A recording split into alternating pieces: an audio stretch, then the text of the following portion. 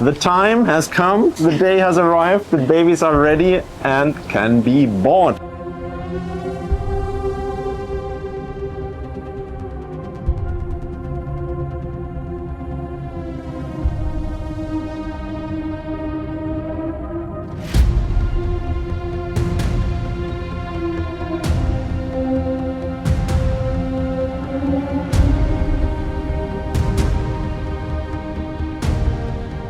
They're all so unique, not just the colors, also the growth shapes.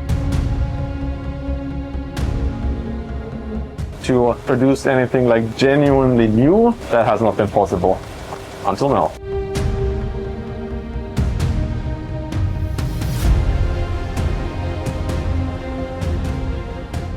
We're very, very happy to finally announce that we are selling corals that are produced from the egg, from the aquaria, for the aquaria. The first ones are almost a year old and they have grown so much faster than we were hoping for. They are pretty big now and they're definitely ready to get into your tank. Marine said we're selling them, but that means we're not selling them directly to you, but we sell it at the moment to 4 vendors based in Germany. Okay, now we have figured out the constellation here. And from these 4 vendors, which is Tropic Marin, Coralaxy, Wurde and Aqua Design, you can order these guys. And you can order them online from all of them as well, and they ship within the EU. So you should be able to get them wherever you are in the EU. For our friends outside the EU, please be a bit more patient. We are working on it. Of course, we want to sell some of our corals as well to you guys. We just have to take one step at a time and it will take a little longer, but we're definitely working on getting our corals out for sure. The first batch that goes out is Acropora kentai, formerly known as tenuous. Parents are from Australia, Great Barrier Reef, and they were spawned in November last year. So basically 1 year ago is when they were released as tiny little eggs from their parents and then grew into a larva and settled, and then we grew them out and now they're ready to find new homes. And we have a lot of diversity here because every single coral is unique. So it's genetically unique. Each of them are different corals. One of the corals is bought, then nobody else has it, right? So we don't have any backup frags or whatever. So these corals only exist a single time on this planet. So if you buy it, then you're the only person on this planet who has that coral. Because we have a lot of diversity and morphologies, meaning the growth shape and coloration, we had to put them into different categories. And I would say we should have a look at these 4 categories. Grade 1, which is basically the very good SciReef standard. This is about the size that they are right now. Some are a bit bigger, some are a bit smaller. Right away, they're not a frag. You can see also with these, they are grown from an egg. They look already like a tiny little colony. It's like a bonsai tree, right? The bonsai tree looks like a big tree, just in smaller.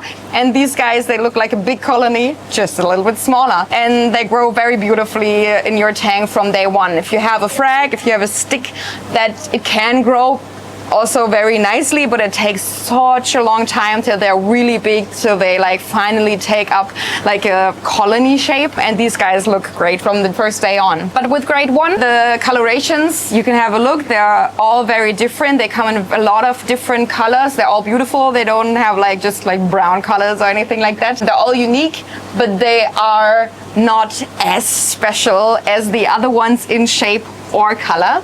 So let's go to grade 2. Grade 2 have even more beautiful shapes that are just perfectly in symmetry. This one looks very, very perfect. The coloration is similar in this one to grade 1. It is a beautiful color, but it's not as banging as some of the others are. Some have just like much brighter colors, more fluorescence. Most of them have different colorations, so the tip have a different color than the base. The colors are a bit more vibrant, really. In category 3, we combine these things. So in category 3, we have very, very beautiful growth forms, very beautiful shapes that are like to me, perfect, or as perfect as it can get in nature. And the colors are also all very, very vibrant. They're all so different. Like we have really, really dark purple, dark green ones that are very, very deep in color. And then we have some that are really icy pale, that almost have white base and blue tips that look like they're grown under very, very low nutrients, but this is not the case. They're all siblings. They grew up under the same very standard nutrient concentrations in the aquarium. They're all so unique, which I think is so fascinating. Not just the colors, also the growth shapes. Some have a bit more sturdy branches and very short corallites, and some have very, very thin branches, and the axial corallite is really, really elongated. That is just amazing. I always thought this is a matter of light and maybe nutrients, but for sure current that they grew up in, and that determines more the growth shape. But we really recognize that they grew up in the same light, sometimes right next to each other, so they had the same current, but it really is their own unique genetics that matter a lot in what kind of growth form they show. One category is missing.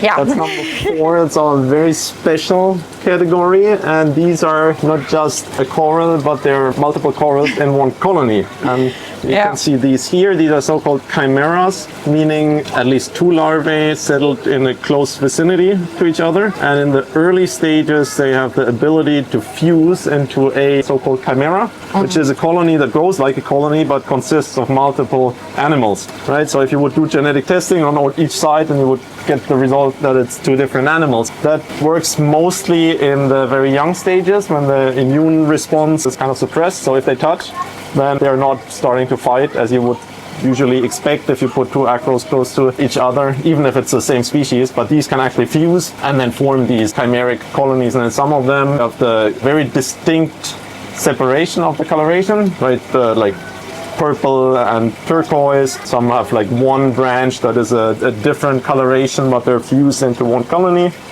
And then there's also the spliced ones where you have the separation of colors goes through a single corallite. So you have one polyp that has 2 colorations. If you would do, again, genetic testing of the 2 colors, you would find out that it's actually 2 different animals, but they just morph into one, which I find super fascinating, and that is something that we want to do in a more targeted way, more efficient, to really focus on producing corals such as these. In nature it also occurs, but it's fairly rare.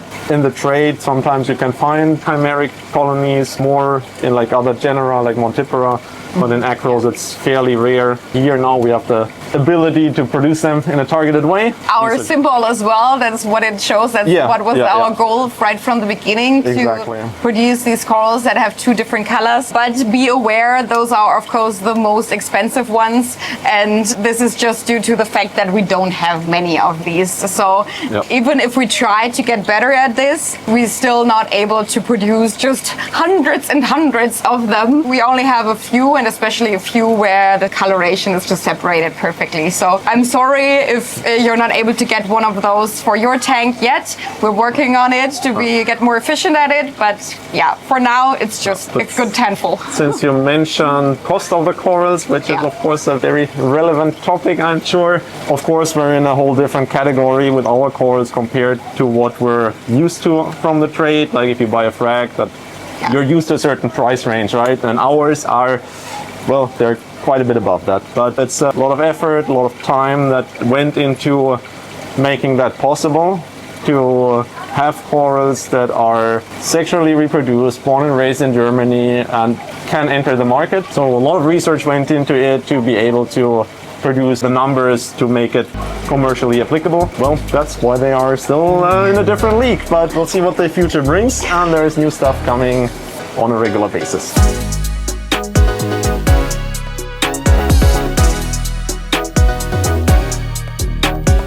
I think they're all beautiful, and of course that's what makes them unique.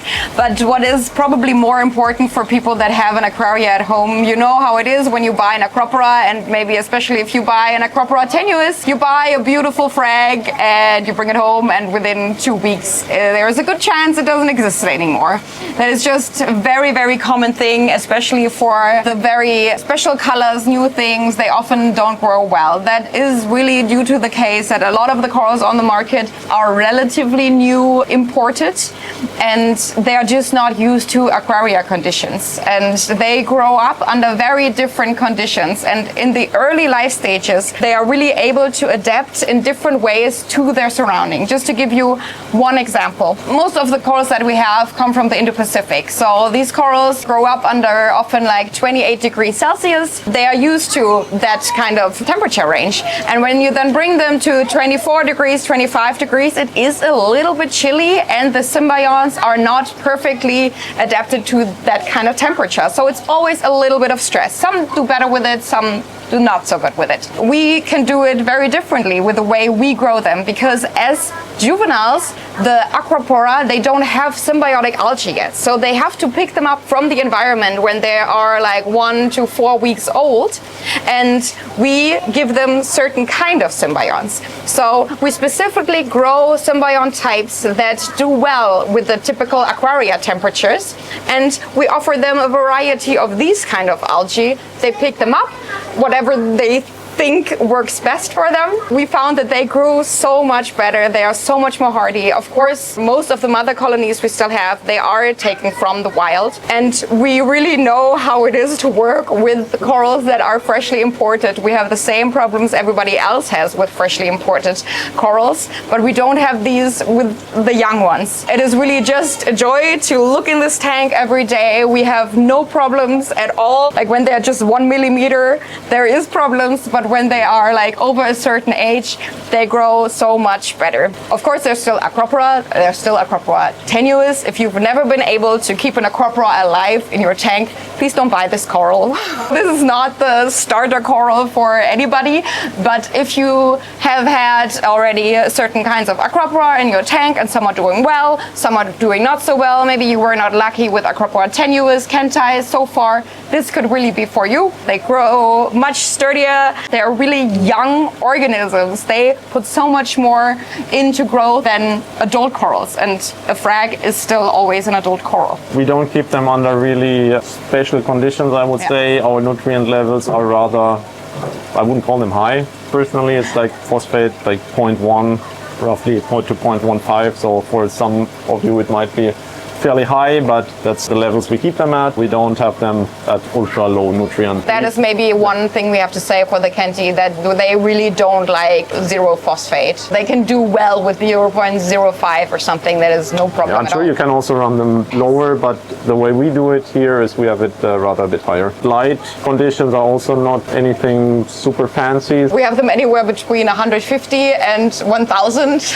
Yeah. Quite a variety. Yeah. We know they do well with a lot of light, they do well with little light. So of course they get darker. Like we definitely see it when you put them in a really dark corner. More zooxanthellae grow and they darken in a bit for sure. They change color, but yeah, if you put them more in the light, then they go away. Fairly forgiving corals, I would say. We already mentioned the uniqueness, but these are types that are not available anywhere else. So it's something new that has been created in an artificial environment for the commercial trade.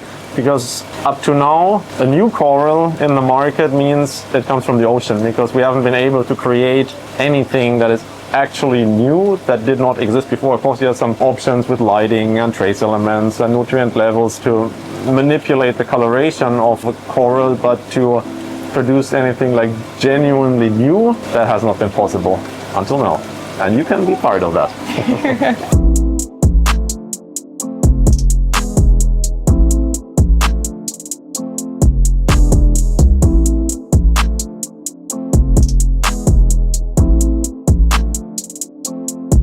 The plugs are very special. First of all, our corals always come with the SciReef seal. What is more important is they have a little slot here, and this is where the chip goes in.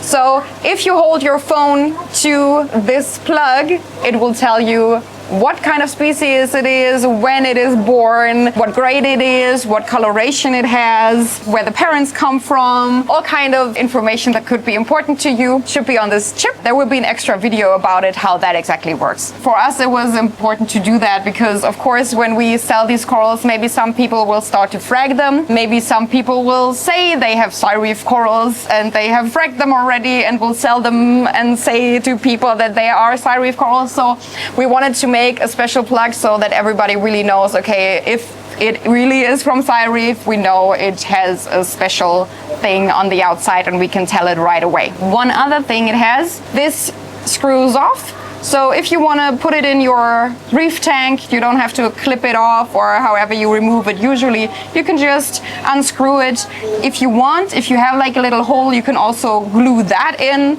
and then just screw the coral on top. And if you want to remove it, put it somewhere else, treatment, whatnot, whatever reason you have to remove a coral from your tank, you can just unscrew it as well. So I thought that was kind of fun too. Thank you for watching this video, and we really hope that you are interested in being part of the little revolution in aquaria trade and be one of the first ones to own a unique coral produced from the egg in Europe. We can't wait to see them grow and thrive in your tanks. And please tag us, send us pictures and videos on Instagram so we can see how they're doing in your tank. That would be great. If you have any questions or comments, then no need to go to Instagram, but here in the comment section there's also space to type in stuff and we'll make sure to answer. With that being said, thanks for watching and see you next time. Bye bye.